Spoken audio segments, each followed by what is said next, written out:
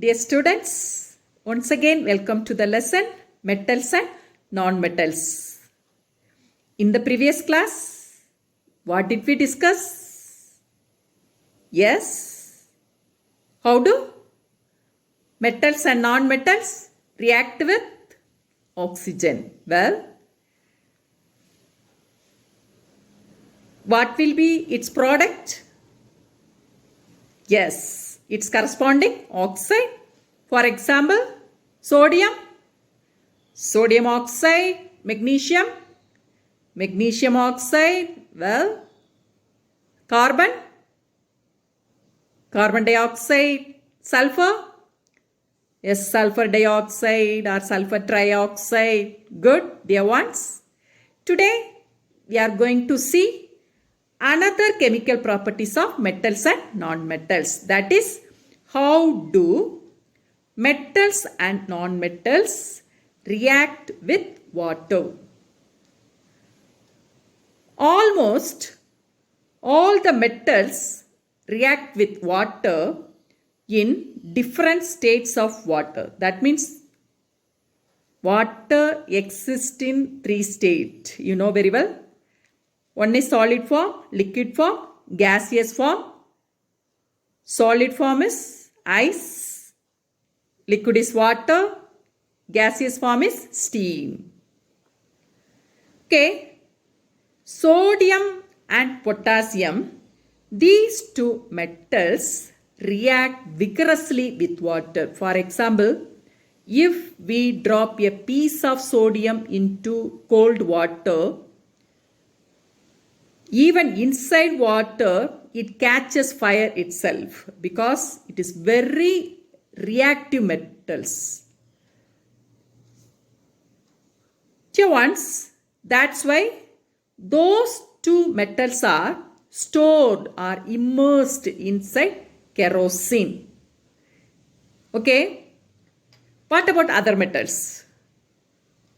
Magnesium, calcium, zinc. These metals will not react with cold water.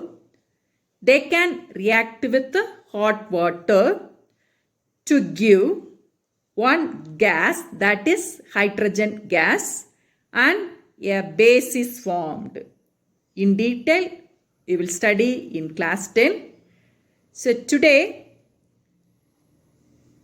the product will be with the liberation of hydrogen and a base. Okay. In the previous class, we have proved metallic oxide changes red litmus to blue. Isn't it? We have done the activity also. Here, I took a test tube, that is hot water I took, and I am dropping a small piece of zinc. See, I cannot show you how do sodium and potassium react with water because it is not available to me. It is in our science lab. Okay. Once when the school reopen, we can do that activity. Now, I drop a small piece of zinc into water. The reaction is very slow. Slowly water reacts with the zinc metal. Okay. We can see only small bubbles are coming up. Those bubbles indicate hydrogen gas is liberated.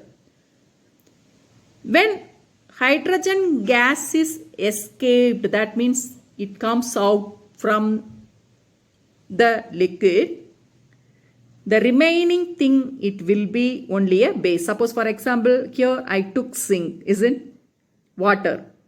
So, the remaining after the liberation of hydrogen, the liquid will be magnesium hydroxide. That is one of the base. Okay.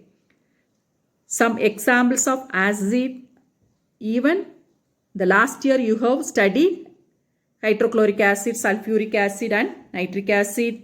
Base, sodium hydroxide or potassium hydroxide or calcium hydroxide or zinc hydroxide. These are base. They change red litmus to blue. Okay. What about non-metals? See, non-metals easily they will dissolve in water. Suppose for example oxygen is dissolved in water, isn't it? Those oxygen is used by fish to inhale air, isn't it? Likewise, little amount of gases are dissolved in water. And one of the colored substance of non-metal, that is sulfur. Let us see whether it reacts with water or not. Let us see. So I have taken some amount of sulfur, yellow color powder. I have put it into water. Let us see.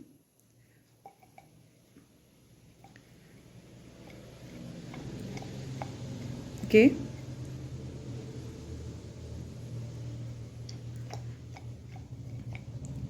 Here, bubbles are not formed. That means hydrogen gas is not liberated and no reaction takes place.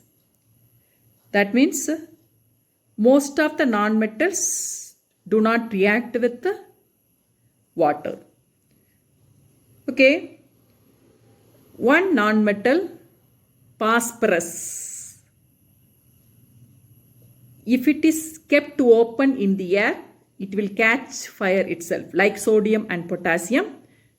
That's why phosphorus is stored in water. Okay. Sodium and potassium are stored in kerosene, but phosphorus, a non-metal, its symbol is P. It is stored in water. Why? Because if it is kept open in the air, easily it will react with the oxygen present in the atmosphere and will catch fire. Okay, dear ones, today you have learned how do metals and non-metals react with water. Metals react with water to give hydrogen gas and a base.